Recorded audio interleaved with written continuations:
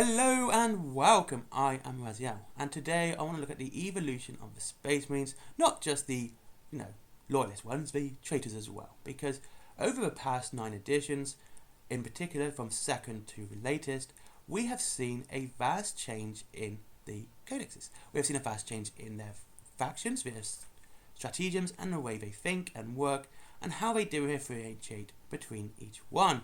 However, if we go back to the original codexes, or codices, depends how you wish to say it, we see there's been a lot of change. Now, back then in the second edition, most armies were laid out in a single book, and unless you played Space Wolves, Dark Angels, or Blood Angels, you had to use the Ultramarine Codex.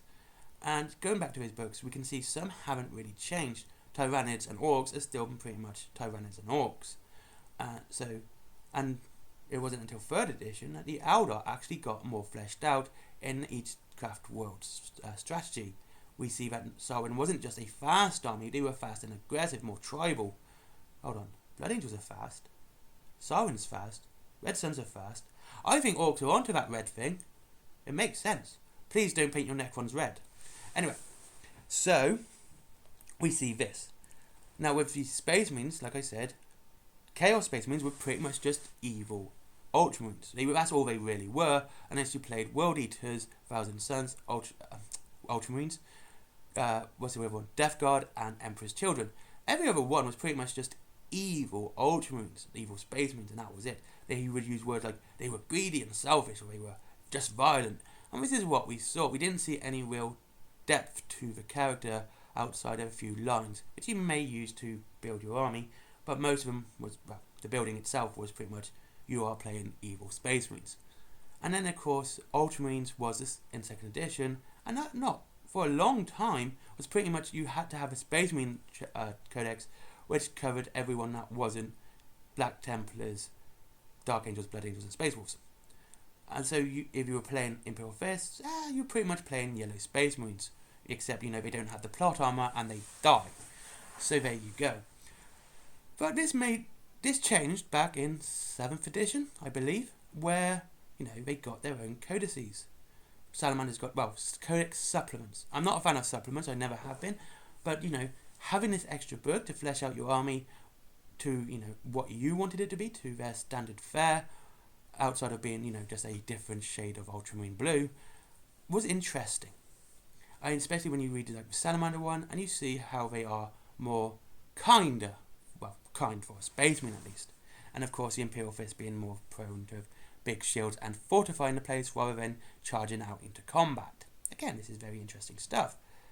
And I honestly think this is a good change, and it's a good way of actually growing. And because if they were to do this back in, let's say, 3rd or 4th edition, this sudden big change, it could have alienated a lot of their fans.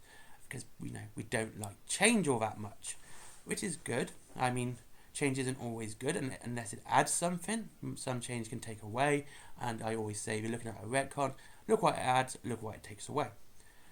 And this is what makes this, this is what fascinates me about this. Reading through all these old codexes, and I mean all of them, you can see some real growth in the army.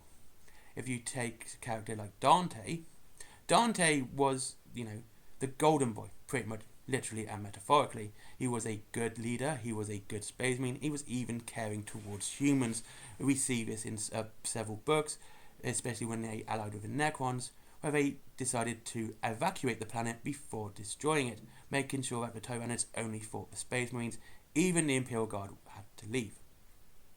This is, again, interesting way of adding more character to and it adds to the chapter as well. So there we go. Back to Chaos. Now, Chaos got their changes a bit more quickly. Like I said, for a long period, they were pretty much the evil Space Marines. That's all they were. Again, unless you played any other ones that were dedicated to one of the 4 gods. So, when they got their first real change, it was, of course, because of the Horus Heresy books really fleshing out their characters and their Legion traits.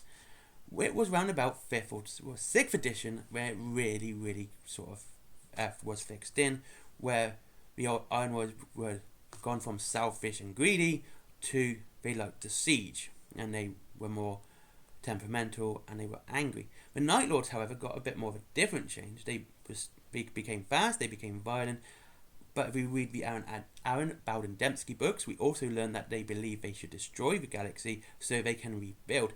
And this is an important trait, because this isn't just the Night Lords that believe this.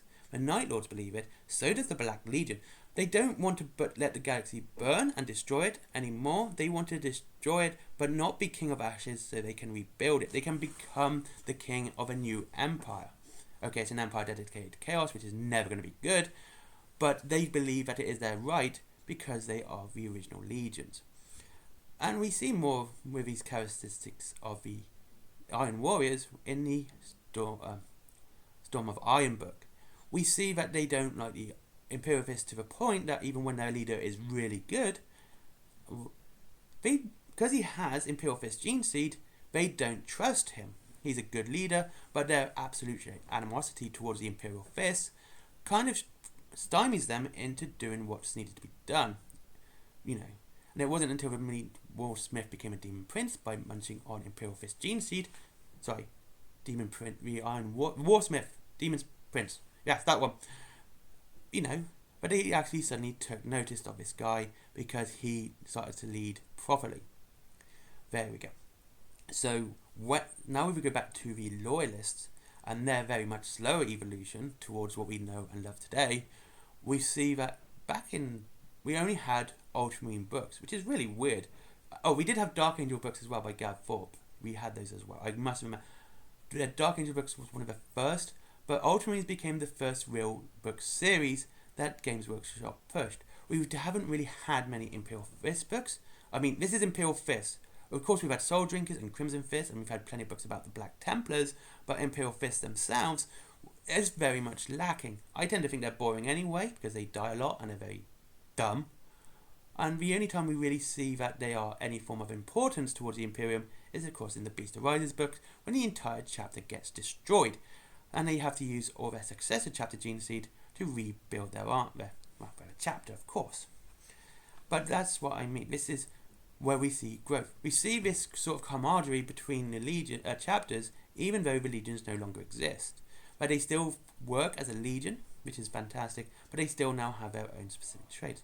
Of course, we have the Crimson Fist that changed from, fortification specialists, which is what they were, to guerrilla specialists because of Rin's World.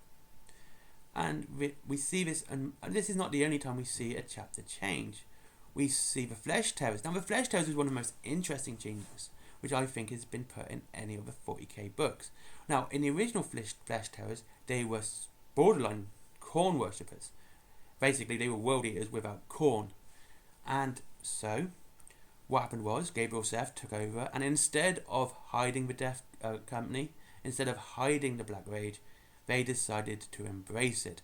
Now, most people think this would be a bad idea, but he embraced it in a way that where it could be used most effectively, adding this level of strategy that not even Dante really used until the devastation of Bao. That this power that Sanguinius gave them could be used to destroy the enemy. And people quite often forget that if this was Gabriel Seth's idea first, he was the one that sort of pioneered this idea that if we were to go this way, then we do it under our demand. We do it when we want to do it. We're not going to leave it a chance. We're going to do it when we want. And he also found that this actually decreased the amount of Death Company in his army, under his command, I should say, because of this. Like, it was a release for them, but they could do it. And again, I think this absolutely grows in the lore and the depth of the lore. Another good book, which understands the Death Company and the Black Rage, is the Lamartie's book. And I think this is one of the most interesting books that Games Workshop has ever released. It's a very good book. It's very deep. And basically, it's about Lamartie's. And it not only shows him lucid, it shows him clear-minded, it also shows him when he is under the Black Rage. Beforehand, all we knew about the Black Rage was it made the Blood Angels see everyone as a traitor. I know a lot of it is about Horus, but it's actually traitors. They think they're fighting at Terror again. They believe they're fighting traitors, and that's it. Very rarely it actually mentions Horus within their hallucinations. But we see this, and not only is it the enemy they see as traitors, it is friends too, like allies. It was a Meridian Iron Guard that got absolutely trounced by Limates and his Death Company in that book. And in the end, basically, he did say, which is kind of weird, that Meridian Iron Guard actually broke their own characteristics of being rigidly obedient to disobey the Blood Angel Chaplain and get in the way and got smashed on the head like Mario. Like a little Goomba being bounced on and up and down like from Mario. So there we go. And I think these evolutions we see, and we see more depth within the problems that each one has. Which is, again, though, I do have to do a bit of a sideline here with the Space Wolves. We know about the Space Wolves gene curse. We know what it does, but it's rarely seen. I think it's only been about 2 books and barely a passage in each one where it shows what happens. We never see it to a point where it's actually affected the story. It's like, oh no, he's a werewolf now, we have to kill him, and that's it. So, anyway. Now let's go back to Chaos. We've spoken about the Blood Angels, we've spoken about it. And the one that, like I said, I want to go back to is the Night Lords and the Black Legion. They both honestly believe that it's their right to destroy the galaxy and burn it to ash just to make it theirs. To make it theirs and rebuild the Empire and via the Great Crusade.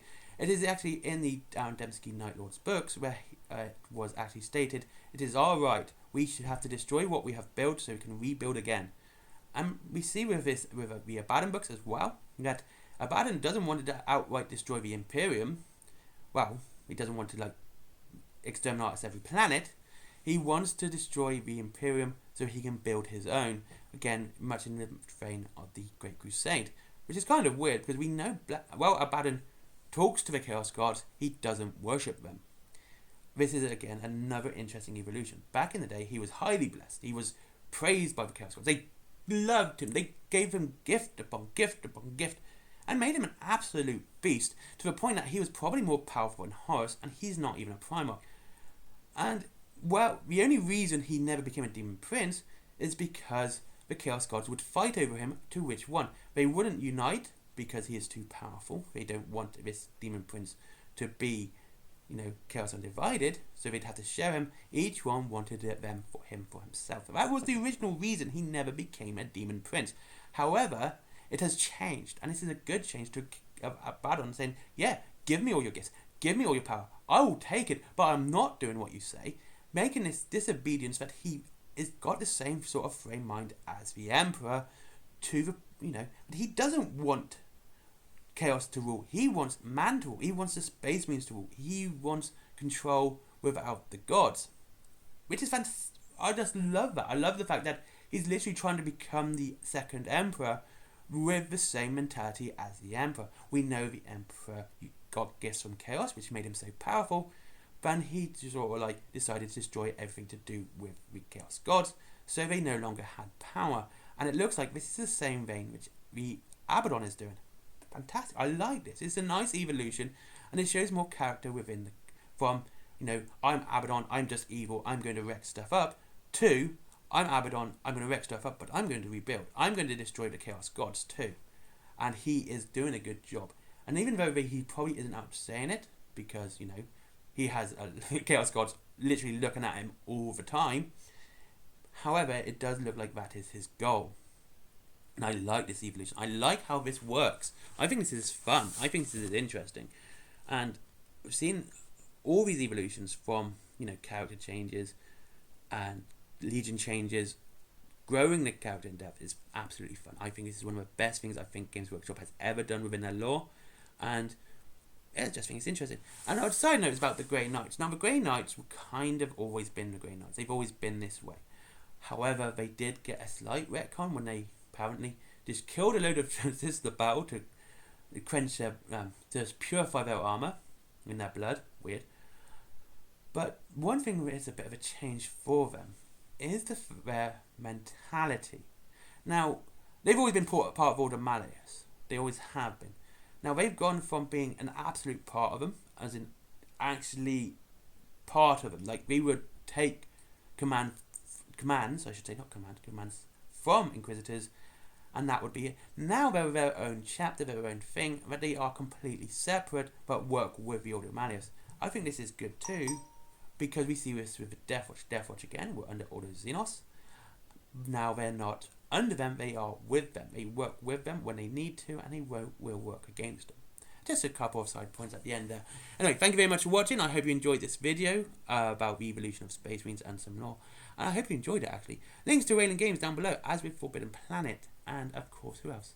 My merchandise and my comics and all of that cool stuff. If you want to support the channel, do it that way. I know there's Patreon on there. I just need to delete that. I'm sorry, guys. I don't do it. Honestly, I got so upset with myself asking people for money. It annoyed me to no end. And I'll see you soon. Bye-bye.